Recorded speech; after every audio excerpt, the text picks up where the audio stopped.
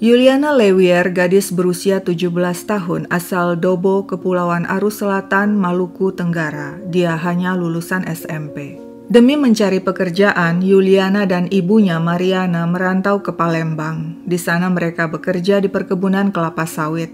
Karena tidak betah, mereka keluar dan pergi ke Jakarta. Setiba di Terminal Pulau Gadung, Jakarta Timur, Yuliana dan Mariana didekati wanita yang menawari mereka kerja. Setelah disepakati, Mariana bekerja di sebuah keluarga di Medan, Sumatera Utara, sedangkan Yuliana dijanjikan bekerja di sebuah toko. Yuliana pun dibawa ke Bogor untuk bekerja, tapi bukan di toko, melainkan di sebuah rumah mewah di perumahan Duta Pakuan milik Ibu Mutiara dan suaminya Mangisi Situmorang. Sehari-hari pekerjaan Yuliana di rumah itu mengepel lantai dan mencuci pakaian.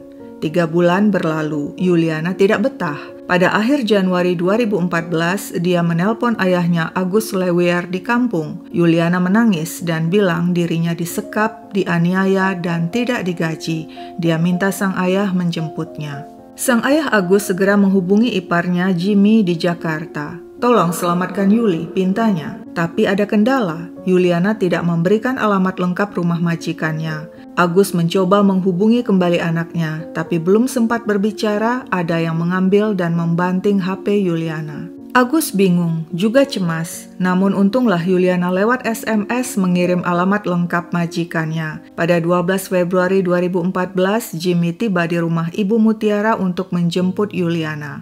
Rumah berpagar tinggi berkawat duri itu tertutup rapat. Jimmy memanggil-manggil Yuliana, sang majikan Mutiara yang keluar. Tapi wanita itu bilang di rumahnya tidak ada orang bernama Yuliana. Terpaksa Jimmy pulang dengan tangan hampa. Namun beberapa hari kemudian dia kembali lagi. Kali ini tidak sendirian, melainkan ditemani teman-temannya dan ketua RT setempat. Kebetulan saat itu Mangisi baru saja tiba di rumah dengan mobil sehingga Jimmy CS bisa langsung bicara. Mutiara, si nyonya rumah pun keluar menemui tamu tak diundang itu. Jimmy bilang dia ingin menjemput Yuliana yang mengaku diperlakukan buruk di rumah tersebut. Mutiara bilang Yuliana baik-baik saja dan membawa keluar gadis itu dan menunjukkan kondisinya normal. Tapi Jimmy curiga. Meskipun Yuliana tersenyum, tapi senyumannya seperti dipaksakan, wajahnya pucat. Jimmy tetap ngotot ingin membawa pulang Yuliana. Mutiara menolak kecuali Yuliana ditebus 6 juta. Tentu saja Jimmy protes. Yuliana kan kerja di sini, kenapa harus ditebus? Sedangkan gaji dia juga tidak dibayar. Perdebatan alot pun terjadi. Akhirnya Mutiara menyerah. Jimmy dan rombongan berhasil membawa pergi Yuliana. Malam itu juga, Yuliana didampingi orang-orang yang menyelamatkannya melapor ke kepolisian Resor Bogor. Apa yang sebenarnya terjadi di dalam rumah mewah di Bogor itu? Begini ceritanya. Menurut pengakuan Yuliana Lewier, selama bekerja di rumah tersebut sebagai ART, dirinya kerap jadi bulan-bulanan sang majikan Ibu Mutiara. "Aku sering disiksa, dipukul, dicekik. Terlambat sedikit saja menghadap sang nyonya, Yuliana kena tampar. Dia juga tidak pernah menerima gaji. Selama bekerja di rumah Mutiara, Yuliana sering ditakut-takuti dan diancam agar tidak macam-macam atau keselamatan sang ibu jadi taruhan. Jika macam-macam, ibumu dibunuh." Demikian ancaman yang diterima Yuliana. Nekat, Yuliana mencoba menelpon ayahnya di kampung minta dijemput. Namun sempat ketahuan Mutiara hingga HP-nya dirampas dan dibanting, kartunya diambil. Diam-diam dengan HP ART lainnya, Yuliana berhasil menghubungi ayahnya dan akhirnya saudaranya Jimmy berhasil membebaskannya. Yang mengejutkan, menurut Yuliana ada 16 ART lainnya di rumah itu yang bernasib sama seperti dirinya. Mereka ingin keluar tapi tidak bisa karena rumah dikelilingi kawat duri yang menurut majikannya dipasang karena rumah sering kemasukan maling. Setelah mendengar laporan Yuliana, polisi pun mendatangi rumah Mutiara yang ternyata suaminya Mangisi Situmorang adalah pensiunan Brigjen Polisi. Rencana evakuasi belasan ART lainnya gagal, polisi mundur. Pihak Yuliana tidak tinggal diam, mereka minta bantuan LBH Keadilan Bogor Raya dan LBH langsung minta Lembaga Perlindungan Saksi dan Korban atau LPSK untuk melindungi Yuliana sebab dia adalah saksi penting kasus itu. LPSK mendesak Mabes Polri memeriksa rumah sang jenderal dan melakukan evakuasi. Akhirnya polisi pun bergerak dan pada 19 Februari 2014 mendatangi rumah sang Brigjen Purnawirawan. Polisi berhasil mengeluarkan 16 orang, 5 diantaranya laki-laki. Selain itu ada pula bayi perempuan berusia 4 bulan, anak pasutri yang sama-sama bekerja di rumah Mutiara. Dari 16 orang tersebut, 4 diantaranya berusia di bawah umur 13 hingga 18 tahun. Sama seperti Yuliana, semua ART mengaku selama bekerja tidak pernah menerima gaji. Gaji baru diberikan Ibu Mutiara ketika polisi membebaskan para ART itu. "Ibu galak sekali, saya beberapa kali dipukul," kata seorang ART bernama Istiqomah. Dia bahkan pernah ditetesi minyak goreng panas oleh sang nyonya ketika menjatuhkan baskom di dapur.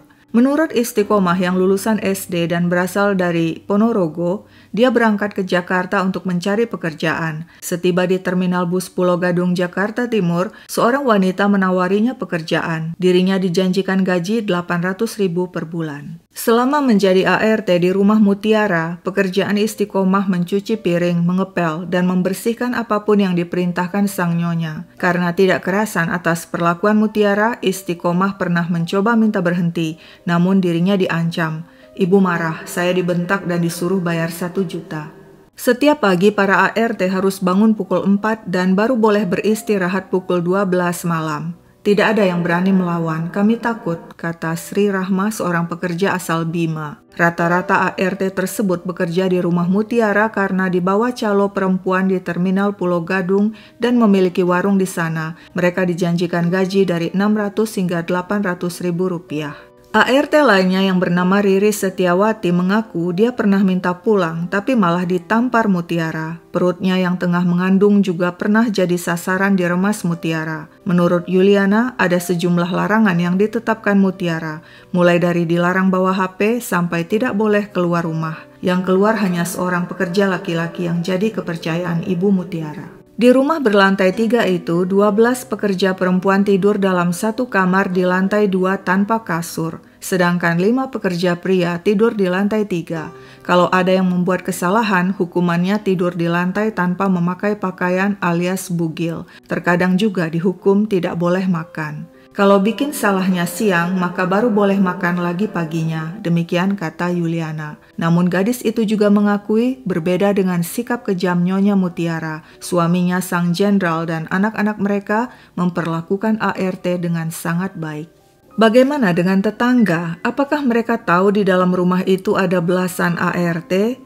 Dalam sebuah artikel di situs Tempo disebutkan seorang tetangga mengatakan beberapa kali pernah mendengar suara perempuan berteriak-teriak mengaduh pada malam hari. "Saya tidak tahu apa itu suara pembantu yang dipukuli." Setelah memeriksa puluhan saksi, polisi akhirnya menetapkan Mutiara sebagai tersangka. Wanita itu dijerat dengan Undang-Undang Tindak Pidana Perdagangan Orang, Undang-Undang Kekerasan dalam Rumah Tangga, dan Undang-Undang Perlindungan Anak. Jika terbukti bersalah, Mutiara bisa dihukum hingga 15 tahun. Pihak LBH Sugeng Teguh mengatakan seharusnya Mangisi sang Jenderal Purnawirawan juga ditetapkan sebagai tersangka. Dia melakukan pembiaran. Ini kan kejadiannya di rumahnya. LBH minta pihak polisi tidak terpengaruh kedudukan Mangisi sebagai pensiunan petinggi polisi.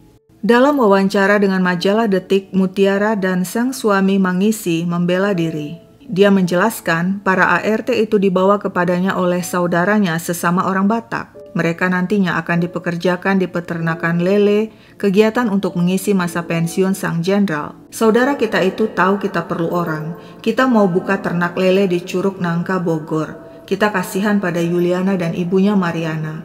Mereka sebelumnya kerja di perkebunan kelapa sawit. Kalau tidak salah, sebulan hanya dapat 600.000. Gajinya tidak cukup, kaburlah mereka. Setelah disepakati, Mariana bekerja dengan ibu mertua saya di Medan. Gajinya 1 juta setiap bulan, tapi minimal setahun. Ongkos pulang nanti kita tanggung," demikian kata Mangisi. Ketika ditanya perihal gaji Yuliana yang tidak dibayarkan, Mangisi menjawab lagi, "Dia kan dititipkan ibunya pada kita. Dia tahu anaknya ini nakal." Mutiara menyambung, "Nakal, pemalas, maaf kata, liar. Lalu mengapa mempekerjakan wanita hamil?" Mutiara menjawab, ART yang hamil membohongi saya, datang dengan baju longgar dengan tas di depan. Hari pertama tidak kelihatan, hari kedua baru kelihatan dia hamil. Menurut Mutiara, ART tersebut bohong dirinya hamil karena takut dirinya tidak diterima bekerja. Ketika si ART melahirkan, Mutiara membawanya ke rumah sakit. Sampai pulang ke rumah saya lagi, saya rawat itu bayi dari tidur, minum susu, beol, mandi, semua saya yang urus. Ini ada fotonya. Mutiara mengaku sebenarnya dia pusing mengurus para ART yang liar itu. Sang suami Mangisi bilang, sebenarnya mereka itu ditampung karena rasa kasihan, rasa sosial istri saya. Istri saya masak untuk makan mereka, bukan mereka masak untuk kita.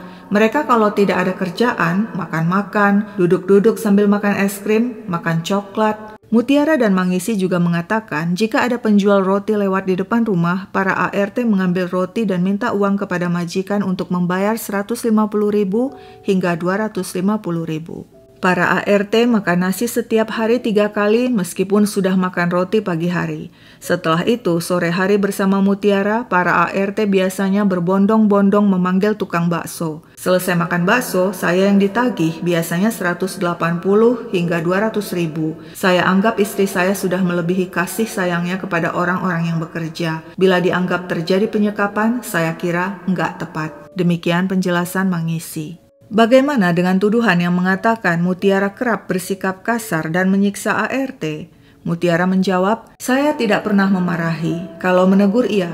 Keras saya orang Batak. Mereka ini, maaf, seperti orang liar, kelaparan. Jadi kalau ada makanan, kita masukkan lemari, itu dijilat-jilatin. Dibuang, mereka jilatin lagi. Beras itu berceceran karena ada ART yang hobi makan beras, buang sampah sembarangan. Bicara mereka tidak pernah sopan, hidup seperti itu, liar. Untuk apa saya mempekerjakan orang di bawah umur, cacat? Saya tahu hukum, saya ini istri polisi, masa tidak tahu itu? Cuma karena rasa kasihan, semua itu saya kesampingkan demi mereka. Orang-orang yang telantar, yang didatangkan ke rumah, jadi saya terima.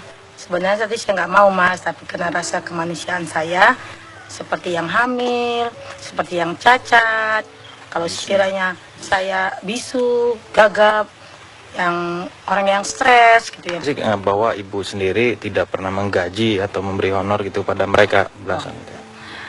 Mengenai gaji ya mas ya, itu kan waktu datang, ya kan, kamu gimana? Ya bu, saya ini bu, yang penting saya tinggal di sini, saya ini bla bla ya. Mengenai gaji kamu nanti aja bu, kalau sudah pulang baru ibu kasih. Ya sesuai dengan kesepakatan kan mas. Kemarin polisi sudah menetapkan tersangka terhadap ibu sendiri. Tanggapan ibu sendiri seperti apa bu? Wah itu ya kita harus hadapi ya mas ya. Mungkin ya saya nggak mau ini mas ya, nggak mau istilahnya merasa seperti orang bilang oh itu ibu tuh stres. Nggak, saya hadapi semua itu mas. Ya saya kan bekerja dengan penuh kasih ya mas ya. Tapi kalau mereka membalasnya seperti itu ya silakan saja. Adik Mutiara juga tidak percaya kakaknya menyiksa ART, namun dia membenarkan kakaknya memang dikenal disiplin mirip ayah mereka yang pernah jadi komandan Kodim di Medan. Menurut sang adik, kakaknya Mutiara ingin rumahnya selalu rapi seperti hotel. Spraynya harus tegang kayak di hotel-hotel. Mutiara mengatakan dirinya siap mematuhi hukum dan menerima hukuman bila terbukti bersalah. Saya menyesal seumur-umur, hanya merusak keluarga besar saya seluruhnya. Di mata masyarakat, saya manusia paling jahat sedunia. Keluarga Mutiara sempat melakukan upaya berdamai. Mereka mendatangkan Mariana, ibu Yuliana yang bekerja di Medan ke Jakarta untuk menemui Yuliana dan membujuk anaknya itu agar mencabut laporan ke polisi. Agus Lewier, ayah Yuliana yang berseberangan dengan istrinya, berharap sang istri Mariana sadar dan tidak membela keluarga sang jenderal. Agus ingin Mutiara mendapat hukuman setimpal. Usut punya usut, ternyata bukan kali ini saja keluarga sang jenderal tersandung kasus yang berkaitan dengan ART. 2 tahun sebelumnya, pada 2012, sang jenderal pernah dilaporkan menyekap belasan ART asal Nusa Tenggara Timur. Seperti yang dimuat dalam situs Tempo dan majalah Detik, kejadiannya pada September 2012. Sebanyak 14 perempuan saat itu menyusuri jalan tol Jagorawi Bogor. Sambil menenteng tas dan kantong plastik berisi pakaian, mereka berjalan menuju gerbang tol Baranang siang. Ketika hujan deras turun, mereka terpaksa berteduh di kantor PT Jasa Marga, tidak jauh dari gerbang tol. Satpam kantor awalnya menduga mereka pekerja proyek pelebaran jalan tol. Anehnya, hingga menjelang malam mereka tidak juga beranjak.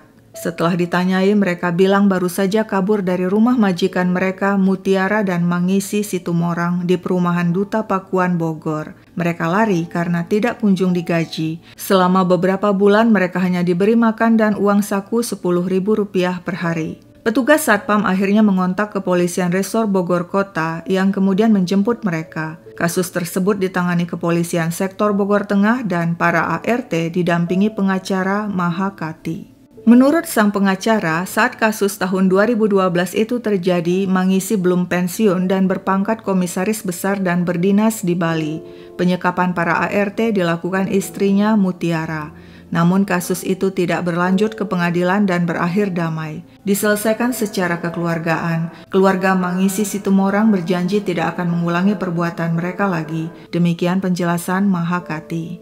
Para ART kemudian dikembalikan ke rumah Mangisi. Namun keputusan itu diprotes aktivis dari Jaringan Advokasi Nasional Pembantu Rumah Tangga atau JALA PRT. Koordinator Nasional JALA, Lita Anggraini, menceritakan saat itu mereka sempat berdemo agar diperbolehkan menemui para ART. Mereka minta polisi melakukan proses hukum kepada majikan. Menurut Lita, mestinya polisi melakukan penyelidikan karena dari penelusuran, para perempuan dari Flores dan Sumba itu didapat dari sebuah agen penyalur ART di Bali. Kepolisian Bali sempat memeriksa agen penyalur ART di Bali itu karena diduga terlibat perdagangan manusia.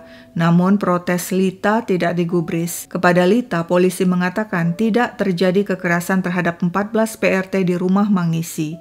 Sebaliknya yang ada hanya kesalahpahaman dan kasusnya dilebih-lebihkan oleh media massa. Ketika Mutiara ditanyai perihal kasus ke-14 ART-nya yang pernah kabur tahun 2012 tersebut, dia membantah. Menurutnya yang sebenarnya terjadi adalah salah satu ART yang terlibat asmara mengajak teman-temannya keluar rumah untuk jalan-jalan. Persidangan kasus penyekapan dan penganiayaan Yuliana Lewier dan 16 ART lainnya digelar di Pengadilan Negeri Bogor. JPU menuntut terdakwa Mutiara 5 tahun penjara. Namun majelis hakim memutuskan Mutiara tidak terbukti menyekap dan menganiaya 17 ART.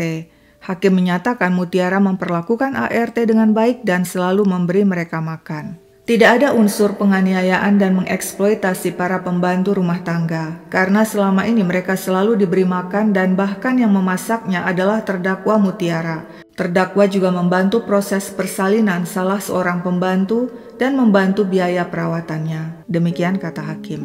Mutiara hanya dikenakan dakwaan sekunder yakni kekerasan dalam rumah tangga. Dengan dakwaan tersebut, Mutiara divonis dengan hukuman percobaan 1 tahun. Mutiara tidak puas dan katanya akan mengajukan banding. Setelah itu, berita tentang kasus tersebut pun meredup, tidak lagi muncul di media. Sekian dulu ceritaku, sampai jumpa kapan-kapan.